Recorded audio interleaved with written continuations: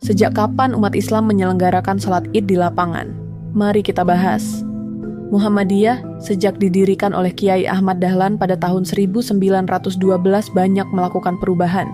Misalnya saja dalam hal peribadatan, Muhammadiyah pernah mengoreksi atau membenarkan arah kiblat dan menggunakan metode hisab atau ilmu astronomi untuk menentukan awal dan akhir bulan Ramadan. Kiai Ahmad Dahlan juga mulai menggagas agar salat Id yang biasa dilakukan di dalam masjid sebaiknya dipindah ke tanah lapang sebagaimana dicontohkan oleh Nabi Muhammad. Namun, hingga beliau wafat pada tahun 1923,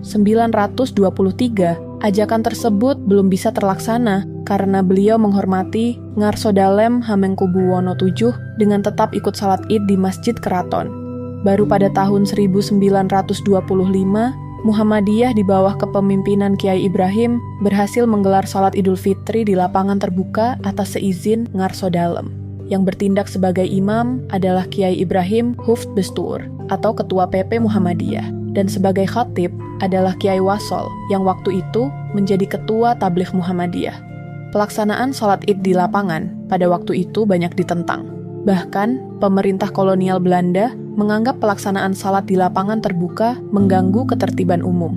Bagi Muhammadiyah, pelaksanaan salat Id di lapangan ini merujuk pada hasil keputusan Kongres Muhammadiyah ke-15 di Surabaya. Tentangan dari berbagai kalangan semakin menguatkan konsul dan cabang Muhammadiyah di seluruh Indonesia mulai rutin menggelar ibadah salat Id di tanah lapang pada tahun-tahun berikutnya. Kemudian dalam Kongres Muhammadiyah yang ke-23 di Yogyakarta pada tahun 1934, keinginan untuk mewujudkan salat Id di tanah lapang semakin kuat.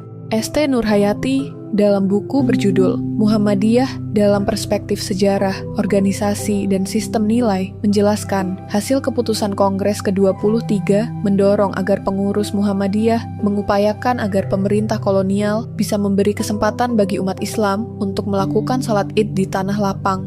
Semakin ditekan, justru semakin besar keinginan untuk melaksanakan keyakinannya. Semenjak itu, salat Id di tanah lapang justru semakin marak dilakukan hingga saat ini di seluruh Nusantara. Sekarang sudah tahu kan? Jangan lupa share ke temenmu dan follow untuk dapat tote bag bagi yang beruntung.